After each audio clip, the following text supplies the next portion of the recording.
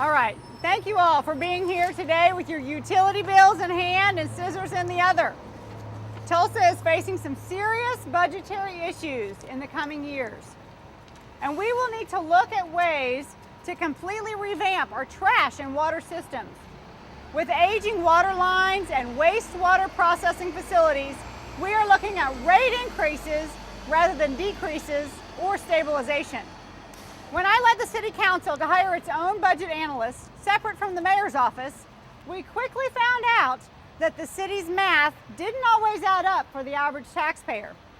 Too often were citizens required to pay for services they either didn't need or receive. Equitable trash rates for the amount of trash most citizens used was non-existent. Many Tulsans said once a week was all they needed and would therefore like to lower their monthly rates.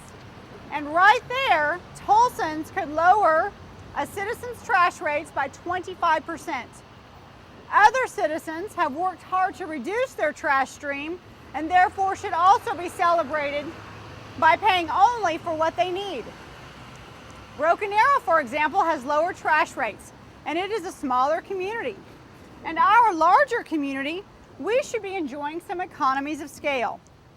Businesses, despite the difficult building requirements in Broken Arrow, will sacrifice the front-end red tape to enjoy the longer-term benefits of lower utility rates. For water rates, we found a system that wasn't as efficient as we found in other cities.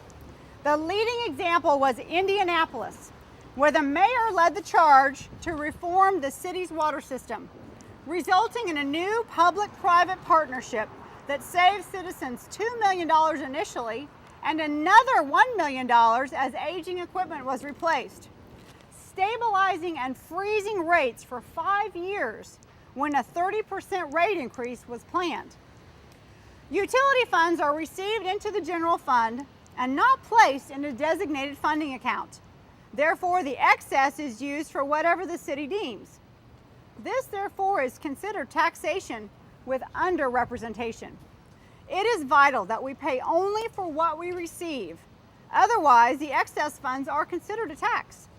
And with taxes already 9%, we are not as attractive to business retention, nor are we to new businesses.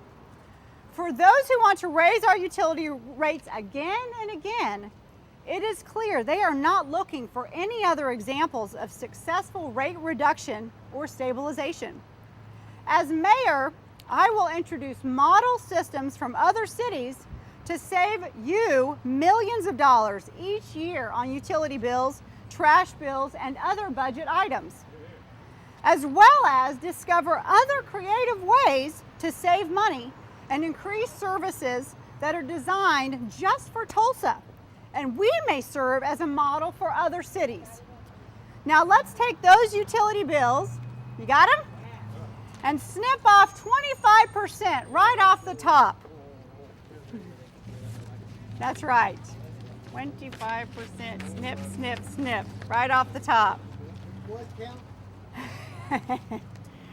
So thank you all for being here today to stand for new and creative solutions to save our hard-earned money. Thank you. Hey. Thank you. Okay. Friday afternoon or Friday at noon, we'll be having a prayer rally right here on these steps all around this fine building we have here to pray for these and other issues for our city. So please join us here on Friday at between 11 and 1 so that we can pray for these issues for our city as well as other more important issues as well. So thank you all for being here today. Can you pass those out, Bob? Thank you.